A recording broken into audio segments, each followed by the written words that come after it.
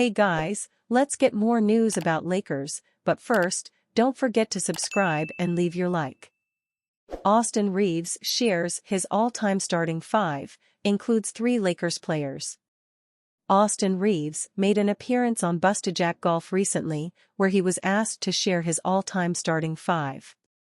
With Reaves being a Los Angeles Lakers fan growing up, it shouldn't be much of a surprise to find out that their icons dominate his lineup.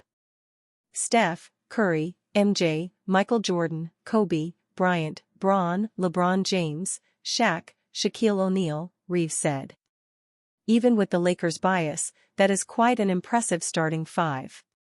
All of them have won multiple championships and are regarded as some of the very best players to have ever played in the NBA. Stephen Curry was the first name Reaves mentioned, and he has won 4 titles, a Finals MVP, 2 MVPs, and 2 scoring titles.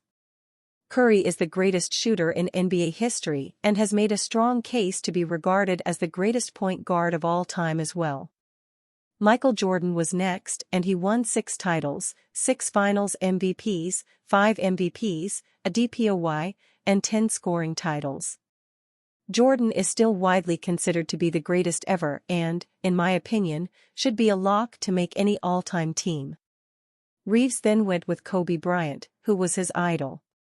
Bryant won 5 titles, 2 Finals MVPs, an MVP, and 2 scoring titles in his career. Kobe was the closest thing we had seen to Jordan in terms of style of play, and some believe he eclipsed the Chicago Bulls icon as well. Someone else who people believe has eclipsed Jordan was Reaves' next selection, LeBron James. LeBron has won 4 titles, 4 Finals MVPs, 4 MVPs, a scoring title, and an assists title so far. Reaves would be hoping he can help James add to that ring tally in his final years in the league. James and Bryant's former teammate Shaquille O'Neal was the one who took the last spot. O'Neal won 4 titles, 3 Finals MVPs, an MVP, and 2 scoring titles during his time in the NBA. Those are some stellar resumes, and it's safe to say none of them are out of place there. Reaves then revealed, though, that if he were running a team, there'd be one change he'd make.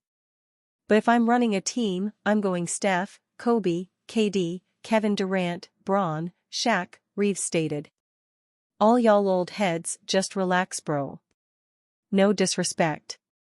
I can't put something that I literally have no knowledge about. At least I know about Jordan, Magic, Johnson.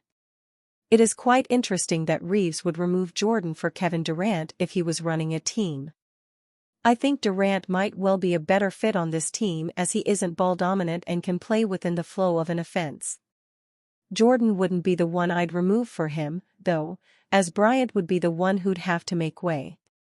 As for Reaves himself, he is unlikely ever to find himself in these conversations, but there's no shame in that.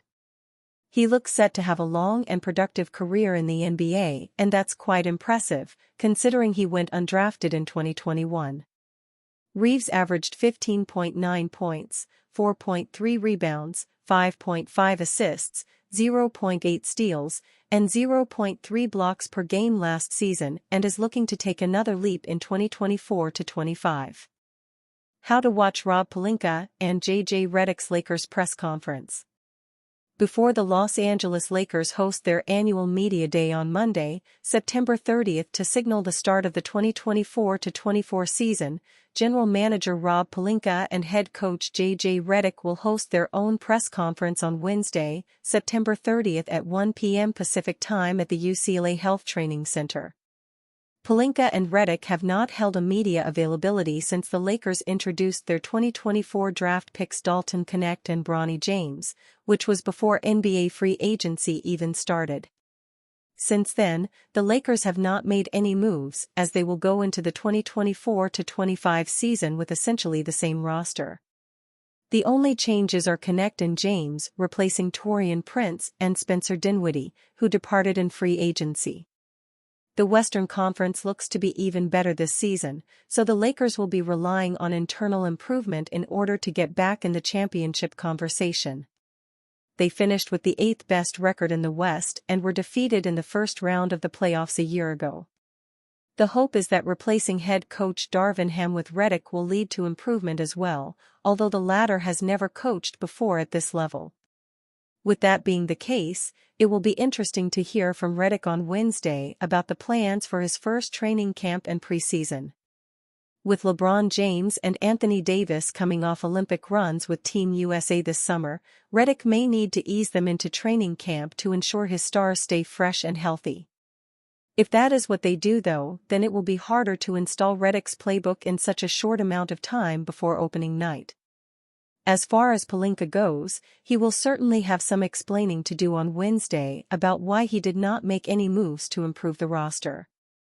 The clock is ticking on the James and Davis era, as the Lakers won't have many more opportunities to win a championship with them. They still have plenty of holes on their roster though, most notably at the center position, so it will be interesting to see where Pelinka stands and what his plans are to improve between now and the trade deadline in February. Rob Pelinka and J.J. Redick's press conference will be broadcasted live on the Lakers' YouTube page as well as Spectrum Sportsnet at 1 p.m. Pacific Time on Wednesday. There should be a ton of questions for Pelinka and Redick heading into the season, especially after an offseason that didn't consist of any roster upgrades.